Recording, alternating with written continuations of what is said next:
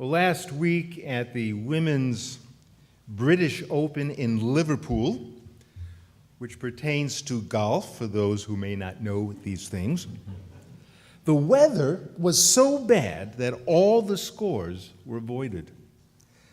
This was an exceptional occurrence since golfers in England are used to playing and expected to play in rough climate. But last week they had to endure extreme weather. I mean, the golf ball never stood still long enough for you to hit it because the wind just kept on rolling. And so a mulligan was granted to all. Nothing counted for the records, and they began afresh the following day.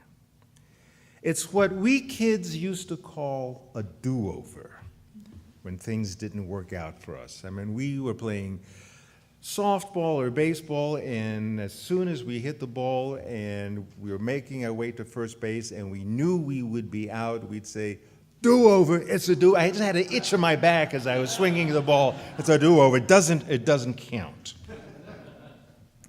Now, we all love the concept of do-over. Start again. Clean slate, a chance to do better. Mistakes are discarded, a chance to prove you can really get the job done. We all have excuses for not doing our best or not being our best. In religion, the closest thing to a do-over is atonement. In Christianity, we are considered imperfect creatures because we are born sinful. So it's never really our fault. I mean, we were born sinful. But we are taught not to worry too much about this because Christ died for our sinfulness. He atoned for our errant ways, and all we need to do is accept him in our hearts as the Son of God. And then we will receive everlasting life. In a way, this resembles a mulligan, like what those golfing women received in Liverpool, because the slate is wiped clean and you receive a fresh start after encountering some terrible storms. Now, storms, be they literal or figurative, affect your game.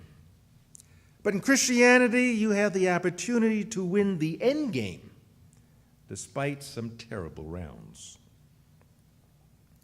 Now, taking a slight detour from traditional Christian views, the great Universalist preacher Hosea Ballou wrote a book in 1805 called The Atonement. His major contention was that although we are all sinful creatures, God loves us anyway. No need to worry about being granted a do-over. We're all going to win this game of life. That's the good news. God loves us, and we will all be saved universally.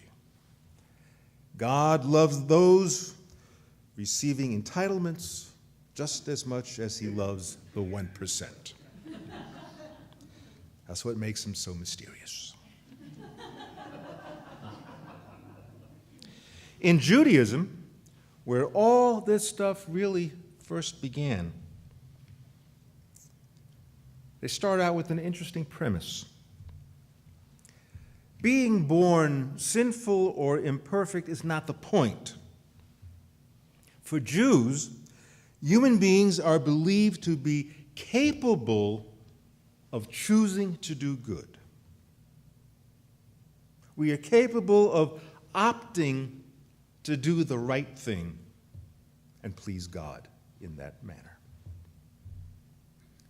What an awesome responsibility. I can't get away with bad behavior under the cover of being a sinner. There's really no excuse because I have the wherewithal to actually choose to do good. And when I don't, I'm a accountable.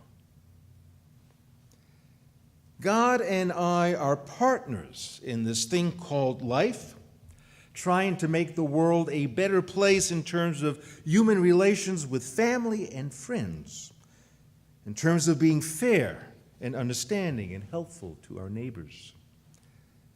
If I fall down on my responsibility, I will have offended God. If I make mistakes and wind up offending God, well, am I at least entitled to a do-over? Well, in Judaism, you do kind of get another chance, but it's a pretty intense process. As one who leads a far from perfect life, I am drawn to the rigors inherent in the high Jewish holy day called Yom Kippur, which begins the day after tomorrow, on Tuesday. Yom Kippur is the Day of Atonement. 10 days before Yom Kippur begins the Jewish New Year, Rosh Hashanah, when the book of life is opened. It's a pretty amazing thing to experience or witness or just to imagine. Your book, the book of life, your book, exposed. At the start of every new year, your life is scrutinized by God, the life force, all goodness and love, that which is sacred, that which holds meaning.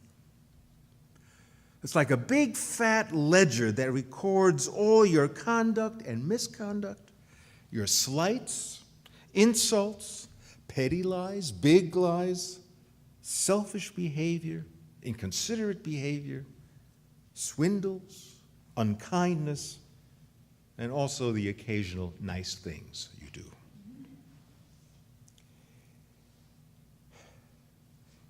After close examination, God then inscribes into the book of life a person's fate for the coming year. And that is sealed 10 days later on Yom Kippur. Those 10 days are referred to as the days of awe. No kidding. They would have to be. 10 days to right yourself in the eyes of God before your fate is sealed for the upcoming year. And in these 10 days, the book of life is open for you to be more introspective and aware, conscious of your own actions. You can realign your life, make corrections, change your ways and habits. You can make amends to the people you've offended. And at the end of the period of atonement, the book of life is sealed, and you are judged by how far you have fallen off the mark. That's pretty heavy. 10 days to account for your behavior with an opportunity to confess your failings and seek forgiveness of those whom you have offended. We can assume there are no secrets. What we know to be true about ourselves, God will know them as well. Now, we often think that we can justify bad behavior or rationalize our poor conduct, but you can't fool God. We only fool ourselves. We do that regularly. But in the high holy days, when the book of life is open, we are forced to see a side of ourselves that we might prefer not to see.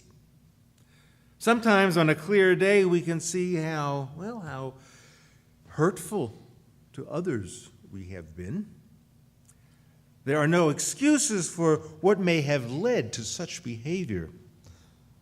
only now an opportunity to choose to do good, because we are capable of choosing good. I read an article earlier this week about Rosh Hashanah services in a synagogue in Miami. And this service was designed exclusively for 20-something or 30-something-year-olds. And just when they thought the rabbi would exhort them to shut off their cell phones, they were encouraged to turn them on and text their thoughts onto a screen right behind where the rabbi stood. So instead of the Torah, they used the language of the tech generation. Asking what they needed to let go of, the congregation texted onto the screen words like past mistakes, shyness, anger, fear of failure, self-pity, ego, doubt, control. When the rabbi asked this crowd of about 150 young adults, "What is the one thing you wish you had done differently this past year?" the messages popped up. Be a better friend. I wish I was less stressed. Procrastinate less. Listen to my gut feelings. Be a better listener. Worry less. Enjoy life more. Be less materialistic. One person wrote, "I wish I had spent less time on Facebook."